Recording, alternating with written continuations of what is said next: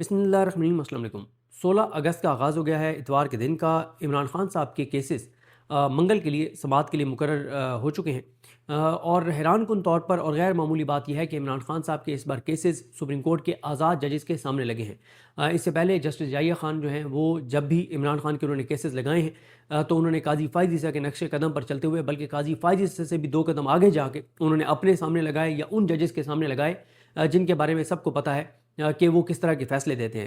یہ پہلی بار ہو رہا ہے، میرا خیال ہے جسٹس جائیہ خان کے آنے کے بعد پہلی بار ہو رہا ہے کہ عمران خان کا کوئی کیس سپریم کورٹ کے کسی ایسے جج کے سامنے لگ رہا ہے جو اپنے حلف سے وفا کرنے والا ہے۔ میری مراد جسٹس شاہد وحید صاحب ہیں۔ جسٹس شاہد وحید صاحب ہیں اس میچ میں، جسٹس نعیم اختر افغان صاحب ہیں اور جسٹس اشتیاق ابراہیم صاحب ہیں۔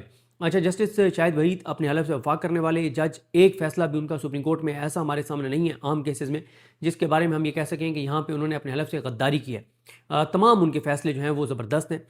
جسٹس عائشہ ملک، جسٹس منیب اختر صاحب کی طرح، جسٹس اطہر ملا صاحب کی طرح، جسٹس منصور علی شاہ صاحب کی طرح، یہ ان ججز میں شامل ہیں جنہوں نے مخصوص نشستیں تحریک انصاف کو دی تھیں، اور ساتھ نعیم اختر افغان صاحب ہیں، صرف مخصوص نشستوں کے کیس میں انہوں نے تحریک انصاف کے خلاف فیصلہ دیا تھا، اور لیکن جسٹس نعیم اختر افغان صاحب نے اس کے بعد جو ججز کی سینئرٹی کا کیس ہے اس میں انہوں نے ٹھیک فیصلہ دیا تھا، جو محسن اختر کیانی صاحب، بابر ستار صاحب، جہانگیری صاحب، سردار اعجاز اسحاق خان صاحب اور سمر رفعت امتیاز صاحبہ کا کیس تھا، اور اسی طرح سے انہوں نے ملٹری کورٹ کیس میں بھی درست فیصلہ جو ہے وہ دیا تھا نعیم اختر افغان صاحب نے، میرا جہاں تک مجھے یاد پڑتا ہے۔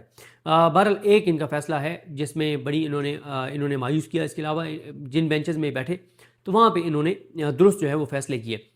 یہ پہلی بار ہوا ہے کہ جسٹس جائیہ خان نے عمران خان کے کیسز کسی ایسے بینچ کے سامنے لگائے ہیں جس میں حلف سے وفا کرنے والے ججز موجود ہیں۔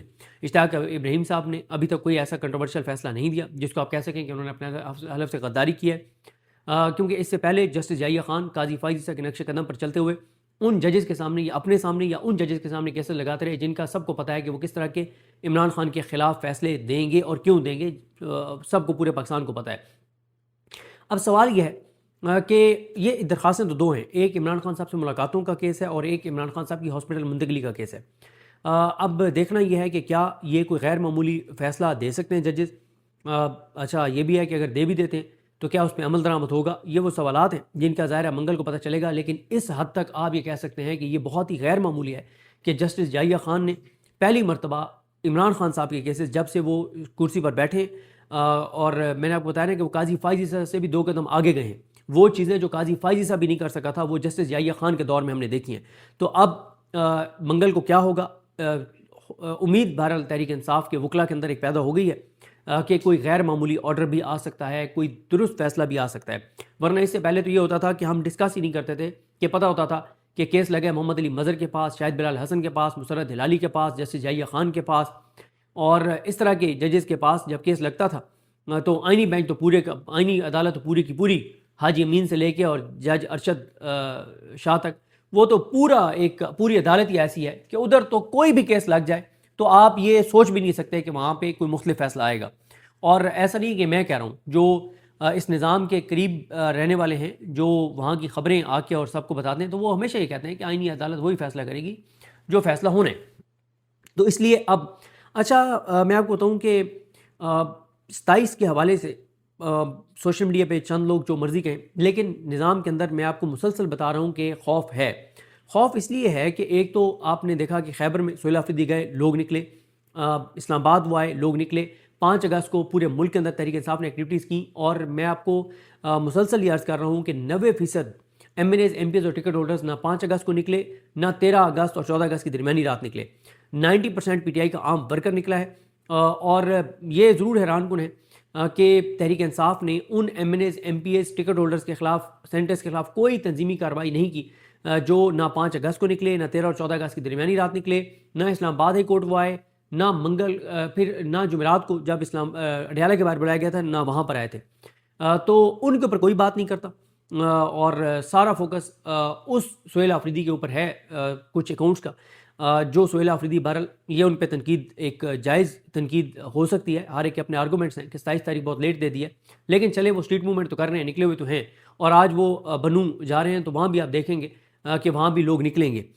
تو سسٹم کے اندر ایک خوف ہے، اور تھوڑا نہیں زیادہ خوف ہے کہ اگر 27 کو تحریک انصاف نکلتی ہے تو لوگ نکل سکتے ہیں. کسان تنگ ہیں, تاجر تنگ ہیں, عام آدمی تنگ ہے, نوجوانوں کے اندر ایک غصہ ہے, نفرت ہے. اور پھر نوجوانوں نے دیکھا کہ کس طرح سے انڈیا میں 1 لاکھ نوجوان نکلا اور انہوں نے مودی جیسے جو دہشت گرد ہے اس کو سرنڈر کرنے پر مجبور کر دیا. اور انڈیا کی اکانومی ہم سے کئی درجے بہتر ہے.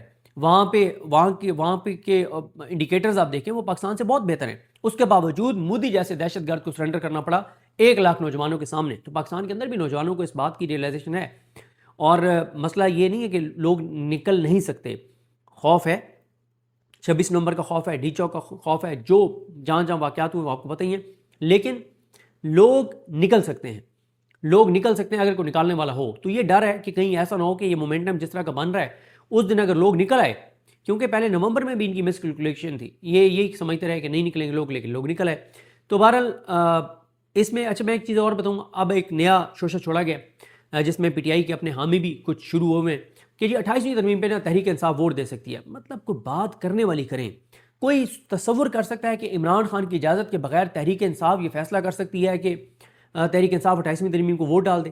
سوال ہی پیدا نہیں ہوتا. ہاں یہ ضرور ہے کہ 25 سے 30 ایم این ایز ایسے ہیں جن کے بارے میں حکومت اور اسٹیبلشمنٹ یہ دعویٰ کرتے ہیں کہ وہ حکومت تو نہیں اسٹیبلشمنٹ کے ساتھ ہیں پی ٹی آئی کے, اور جب اسٹیبلشمنٹ ان کو اشارہ کرے گی تو وہ ووٹ ڈال دیں گے. 25-30 ایسے ایم این ایز ہیں. اور یہ کون سے ایم این ایز ہیں آپ لسٹ نکال کے دیکھ لیں, پیچھے نہ جائیں. 5 اگست کو کون سے ایم این ایز نہیں نکلے, 27 کی کال کے اوپر کن ایم این ایز کے ٹویٹر اکاؤنٹس خاموش ہیں, 27 کی کال کے بعد سے کون سے ایم این ایز مکمل طور پہ آپ اپنے حلقے کا دیکھ لیں. میں جو آپ سننے والے ہیں, کیا آپ کے حلقے کا ایم این اے ایکٹیو ہے؟ کیا آپ کے حلقے کے ایم این اے نے ٹویٹر پہ کوئی پیغام جاری کیا ہے؟ کیا آپ کے حلقے کے M N A M P A ticket holder نے کوئی 5 اگست کو ایکٹیویٹی کی ہے, 13 اور 14 اگست کی درمیانی ایکٹیویٹی کی ہے؟ عمران خان کی صحت کے معاملے پر وہ ایکٹیو ہے؟ آپ کو ابھی پتہ چل جائے گا. نیچے لوگوں کے کمنٹس پڑھ لیجیے گا کہ کس کس حلقے میں لوگ نہیں کہ M N As M P As ticket holders active نہیں ہیں. اور ایک 25 سے 30 تو کنفرم ہے ایم این ایز جن کو اسٹیبلشمنٹ نے قائل کر لیا کہ عمران خان کی مستقبل میں کوئی سیاست نہیں ہے, تم ہمارے ساتھ رہو, اور وہ اسٹیبلشمنٹ کے ساتھ ہیں. اور ان کو یہ بھی مسئلہ نہیں ہے نا کہ پارٹی ہمارے خلاف کو کارروائی کرے گی, کیونکہ پی ٹی آئی ایک بھی لسٹ نہ 5 اگست کی پی ٹی آئی نے جاری کی ہے, نہ اس کے بعد جب عمران خان صاحب کی پٹیشن کے موقع پہ اسلام آباد ہائی کورٹ کے باہر بلایا گیا, نہ اس کی کوئی لسٹ جاری کیا کون نہیں آیا. پھر اگلے دن منگل کو سپریم کورٹ میں 76 میں سے 28 صرف ایم این ایز آئے, باقی کون سے نہیں آئے, کوئی لسٹ جاری نہیں کی. تو اس کے بعد 13 اور 14 اگست کی درمیانی رات کون نہیں نکلا, کوئی لسٹ جاری نہیں کی. تو اس لیے وہ بہت کانفیڈنٹ ہے کہ ہمیں کوئی مسئلہ نہیں ہے. لیکن نظام کے اندر پریشانی ہے, اس لیے اس چیز کے چانسز موجود ہیں کہ اگر تحریک انصاف مومنٹم بنانے میں کامیاب ہو جاتی ہے تو دباؤ بنانے میں کامیاب ہو جاتی ہے اور یکجا ہو جاتی ہے, انٹرنل لڑائیوں کو باہر نہیں لاتی. Social media P T I کا جو ہے وہ پی ٹی آئی کا سوشل میڈیا اور قیادت قریب آ جاتے ہیں اور نیریٹو ایک ہو جاتا ہے. یا پی ٹی آئی کی قیادت سوشل میڈیا کی بات پہ قائل ہو جائے یا سوشل میڈیا کو اپنی بات پہ قائل کر لے, لیکن ان کی تقسیم کا سب سے زیادہ فائدہ اسٹیبلشمنٹ اور اس نظام کو ہو رہا ہے. پی ٹی آئی کو, عمران خان کو کوئی فائدہ نہیں ہو رہا. تو اگر یہ متحد ہو جاتے ہیں, مومنٹم بنا لیتے ہیں, تو عمران خان صاحب سے ملاقات بھی بہنوں کی ہو سکتی ہے, عمران خان کو ہاسپٹل بھی منتقل کیا جا سکتا ہے, کیونکہ موجودہ سسٹم کے پاس وہ ساری رپورٹس ہیں کہ لوگوں کے اندر کس طرح سے غم و غصہ بڑھ رہا ہے, فرسٹریشن بڑھ رہی ہے, اور لوگ نکل سکتے ہیں کہ یار 1 ہفتے کے لیے نکلنا ہے نا, 10 دن کے لیے نکلنا ہے, یہ روز مرنے سے بہتر ہے کہ جینے اور مرنے سے بہتر ہے کہ ایک ہی بار نکلیں اور اس حکومت کو گھر بھیجیں. کیونکہ یہ جب تک یہ حکومت ہے تب تک تو یہ بات طے ہے کہ پاکستان ایک قدم بھی آگے نہیں جائے گا, پاکستان پیچھے ہی جائے گا, پاکستان کمزور ہی ہوگا. عوام کے کوئی ایسا فیصلہ یہ حکومت نہیں کرے گی جس سے عوام کی زندگی میں کوئی آسانی ہو. آپ دیکھ لیں جس طرح کے ان کے فیصلے ہیں. تو بہرحال اب یہ بھی انہوں نے کچھ خود حکومتی وزراء نے کہنا شروع کیا کہ ملاقات ہو سکتی ہے, ملاقات کروائی جا سکتی ہے, یہ ہو سکتا ہے وہ ہو سکتا ہے. تو تمام نظریں اب سپریم کورٹ پر ہیں کہ سپریم کورٹ کے یہ آزاد ججز کیا فیصلہ کرتے ہیں, اور امید بہرحال اس حوالے سے پیدا ہوئی ہے. اس کے علاوہ جو کے پی کے فنڈز والا معاملہ, اس کے اوپر پی ٹی آئی کے اپنے لوگوں نے ایک نیریٹو بنایا تھا سہیل آفریدی کے خلاف کہ انہوں نے جو ہے وہ وفاق کو پیسے دے دیے. تو وفاق نے اب لیٹر لکھا ہے کے پی حکومت کو کہ آپ پیسے نہیں دے رہے, آپ پیسے دیں. تو پی ٹی آئی کے اپنے لوگوں کا نیریٹو جھوٹا ثابت ہو گیا کہ سہیل آفریدی یا کے پی حکومت نے بالکل بھی وفاق کو پیسے نہیں دیے, اور وفاق کے لیٹرز بھی سامنے آ گئے ہیں, اور اس پہ کے پی حکومت کا جواب بھی سامنے آ گیا کہ انہوں نے کیا کہا ہے. تو اس طرح کی ظاہر چیزیں. باقی آپ نے شہزاد اقبال صاحب کو سنا ہوگا, انہوں نے کہا ہے کہ اہم ذرائع سے انہوں نے یہ خبر دیا ہے کہ انہوں نے کہا صوبے تو بنیں گے, اور انہوں نے کہا ہے کہ جو سیاسی جماعت یعنی حکومتی سیاسی جماعت اس کا مخالفت کرے گی تو اس کو سیاسی طور پر نقصان ہوگا.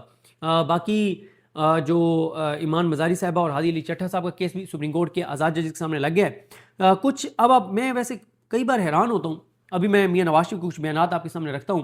یہ بیانات صرف اس لیے آپ کے سامنے رکھ رہا ہوں کہ آپ تھوڑا سا سوچیں کہ ان لوگوں کے کو یہ احساس نہیں ہوتا کہ یہ پاکستان کے لوگوں کو بالکل بیوقوف اور جاہل سمجھتے ہیں. یہ کیا سمجھتے ہیں پاکستان کے لوگوں کو؟ اس میں آتا ہوں. ایک بات شیخ رشید صاحب نے آج کہا ہے کہ میں اب زمینی خداؤں کی طرف نہیں، آسمان کے ایک خدا کی طرف دیکھ رہا ہوں. آسمان والا ہی ہمارے اوپر رحم کرے گا اور انصاف کرے گا. اچھا، اسی طرح سے جی میاں نواز شریف کے اب آپ سن لیں جی بیانات. ماشاءاللہ ماشاءاللہ ماشاءاللہ. کہتے ہیں سیاسی مخالفت ہوتی ہے، لیکن یہ مخالفت کبھی دشمنی میں تبدیل نہیں ہونی چاہیے. یہ کشمیر کی پارلیمانی پارٹی سے وہ خطاب کرتے ہوئے کہہ رہے تھے. کہتے ہیں ہم نے ہمیشہ سیاسی مخالفین کے ساتھ اچھا سلوک کیا ہے. کوئی میاں صاحب خدا کا خوف کریں. کیا کہا جاتا ہے جھوٹ بولنے والوں کے بارے میں؟ مطلب آپ کو ذرا بھی احساس نہیں ہے کہ آپ کیا بات کر رہے ہیں. کہتے ہیں کہ ہم نے ہمیشہ سیاسی مخالفین کے ساتھ اچھا سلوک کیا ہے. مجھے ذاتی طور پر بعض ساتھیوں کے کشمیر الیکشن ہارنے کا بہت دکھ ہے. ان کے ساتھ میرے ذاتی مراسم ہیں. ہمیں ان وجوہات میں ضرور جانا چاہیے کہ کن عوامل کی وجہ سے ہمارے اچھے اچھے امیدوار الیکشن ہار گئے. کیا میاں صاحب کو نہیں پتا جو جیتے ہیں کیا وہ عوام کے ووٹوں سے جیتے ہیں؟ فارم 47 پہ جیتے ہیں. کہتے ہیں اگر کوئی سیٹ ہار بھی جائے تو اس کو حوصلہ نہیں ہارنا چاہیے. جیسے آپ سیٹ ہار گئے تھے یاسمین راشد سے، بجائے آپ یہ کہ حوصلہ نہ ہارتے آپ نے تو فارم 47 بنوا لیا تھا. اب آپ آگے سنیں. ہمیں آزاد کشمیر میں اللہ تعالیٰ نے فتح سے ہمکنار کیا. اللہ تعالیٰ رحم کرے. پاکستان کے بچے کو، کشمیر کے بچے کو پتہ ہے کہ آپ کو کس نے جتوایا ہے. اور میاں نواز شریف کیا کریں؟ ہمیں آزاد کشمیر میں اللہ تعالیٰ نے فتح سے ہمکنار کیا. الیکشن 3 مرحلوں میں ہونا تھے، لیکن اللہ نے ہمیں پہلے 2 مرحلوں میں ہی اکثریت سے نواز دیا. آزاد کشمیر الیکشن کی فتح اللہ کی بہت بڑی نعمت ہے. ہم آزاد کشمیر الیکشن پر اللہ کا جتنا شکر ادا کریں کم ہے. آزاد کشمیر کے عوام نے ہمیں اعتماد سے نوازا ہے. جس عوام نے منتخب کیا ہے اس عوام کے اعتماد کو ہم نے ٹھیس نہیں پہنچانا. یہ کون سے عوام؟ سب کو پتہ ہے وہ عوام کس کا نام میاں نواز شریف نے عوام رکھا ہوا ہے. اور مطلب چلیں اس پہ وہ کہیں کہ وہ الیکشن جتوانے والوں کو عوام کا نام دیں، کسی کو کوئی اعتراض نہیں ہے. لیکن جب وہ اللہ سے منسوب کرتے ہیں نا چیزیں کہ اللہ نے ہمیں فتح سے ہمکنار کیا، نہیں میاں صاحب، پاکستان کے بچے کشمیر کے بچے کو پتہ ہے کہ آپ کو فتح سے کس نے ہمکنار کیا ہے. کہتے ہیں کہ میں شہباز شریف کو بہت زور سے کہوں گا کہ آزاد کشمیر کو زیادہ سے زیادہ فنڈز دیں. کشمیر کے نوجوان بھی لیپ ٹاپ چاہتے ہیں. آزاد کشمیر کا بچہ چاہتا ہے کہ اس کے ہاتھ میں بھی لیپ ٹاپ ہو. اللہ کا شکر ہے کہ ملک پیچھے نہیں آگے جا رہا ہے. شہباز شریف کی دن رات کی محنت رنگ لا رہی ہے. بہت جلد ہم پاکستان کے تمام مسائل پر قابو پا لیں گے. 40 سال سے تو آپ اقتدار میں. پاکستان کا جو حال عمران خان کا نام لیے بغیر انہوں نے کہا کہ ان کے دور میں ہوا، میں نے ایسا حال اپنی زندگی میں کبھی نہیں دیکھا. ہم کوشش کر رہے ہیں کہ پاکستان کو اپنے پاؤں پر کھڑا کریں. ہم کوشش کر رہے ہیں کہ IMF سے چھٹکارا ملے اور پاکستان اقتصادی طور پر خود مختار ملک بن جائے. شہباز شریف سے کہوں گا کہ آزاد کشمیر کو ہیلی کاپٹر ضرور دیں.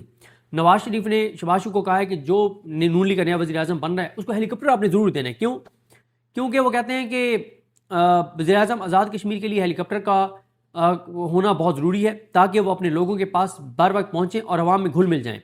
وزیر اعظم آزاد کشمیر کے پاس ہیلی کاپٹر ہونا اس لیے بھی ضروری ہے کہ وہ جگہ جگہ جا کر دیکھے کہ ہمارا جو ایجنڈا ہے وہ پورا ہو رہا ہے یا نہیں. مجھے پتہ ہے کہ شہباز شریف بھی آزاد کشمیر کی ترقی میں بہت دلچسپی رکھتے ہیں. شہباز شریف نے جب حکومت سنبھالی تو حالات بہت برے تھے، اب دن بدن بہتری آ رہی ہے. مریم نواز سے کہوں گا کہ پنجاب حکومت کی طرف سے 2 ہسپتال آزاد کشمیر کے لوگوں کو بنا کر دیں. بالکل اس وقت جو وہاں پہ حالات ہیں ہسپتال تو بہت زیادہ چاہیے وہاں پہ. نواز شریف نے کہا کہ نواز شریف نے 23 نام لیے نون لیگ کے رہنماؤں کے کہ ان کی وجہ سے ہم الیکشن جیتے ہیں، اور وہ ایک نام بھی نہیں دیا جن کی وجہ سے اصل میں فارم 47 پہ ان کو اقتدار دیا گیا. پھر میاں صاحب کہتے ہیں کہ آزاد کشمیر حکومت کی کابینہ کا انتخاب میرٹ پر ہونا چاہیے. آزاد کشمیر حکومت کی کابینہ کے وزیروں کا انتخاب ایمانداری، دیانتداری اور صلاحیت کی بنیاد پر ہونا چاہیے. ہم ایک نیا آزاد کشمیر دیکھنا چاہتے ہیں. تو بہرحال جی یہ صورتحال ہے. تو دیکھتے ہیں چیزیں کیسے آگے بڑھتی ہیں. مجھے اپنے دعاؤں میں یاد رکھیں. اللہ کریم ہم سب کا حامی ناصر ہو. اللہ حافظ.